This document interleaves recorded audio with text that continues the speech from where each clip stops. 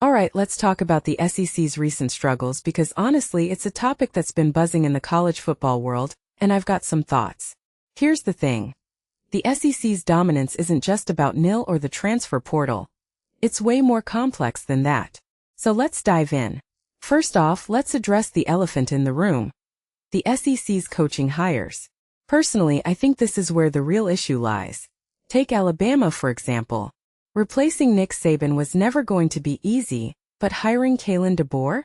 In my opinion, that was a safe move, not a bold one. Don't get me wrong, DeBoer isn't a bad coach, but he's not Saban.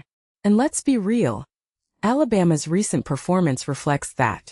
What makes this really interesting is how the SEC's top programs have struggled to find the right fit post-legendary coaches. It's like they're trying to fill shoes that were custom-made for someone else. Now let's talk Florida. What many people don't realize is that the Gators' decline started long before Billy Napier, but he certainly didn't help.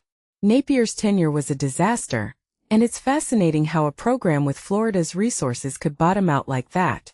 If you take a step back and think about it, the SEC's coaching hires have been hit or miss, and the misses have been costly. It's not just about finding a good coach. It's about finding the right coach for the culture and expectations of these powerhouse programs. Then there's LSU. Brian Kelly is a great coach on paper, but his fit at LSU was questionable from the start. What this really suggests is that culture matters just as much as X's and O's. Ed Orgeron wasn't the most polished coach, but he understood LSU's DNA. Kelly, not so much. This raises a deeper question. Can you transplant a successful coach from one program to another and expect the same results? I'm not so sure. Now let's shift to quarterback play because this is where things get even more intriguing. The SEC's championship runs were fueled by elite quarterbacks. Tebow, Newton, Burrow, Tagovailoa, the list goes on. But lately it feels like the best quarterbacks in the SEC are on teams that can't compete for the title. Take Jaden Daniels at LSU in 2023, great player, flawed team. Or Diego Pavia at Vanderbilt last year, talented but not enough support. What makes this really interesting is how the balance of power has shifted. The Big Ten has caught up, and when talent is equal, coaching and quarterback play become the tiebreakers.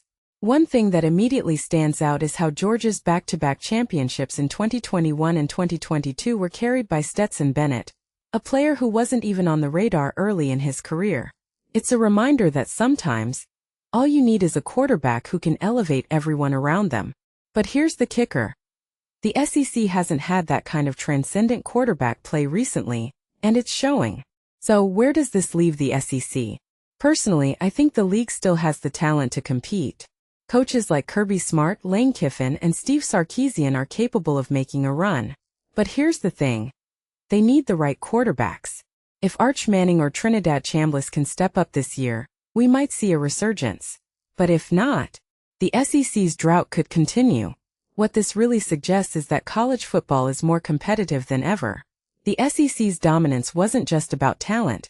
It was about timing, coaching, and quarterback play all aligning perfectly. Now the Big Ten is on top and the SEC is figuring out how to climb back. It's a fascinating shift, and I can't wait to see how it plays out. But one thing's for sure. The SEC needs to get its act together and fast.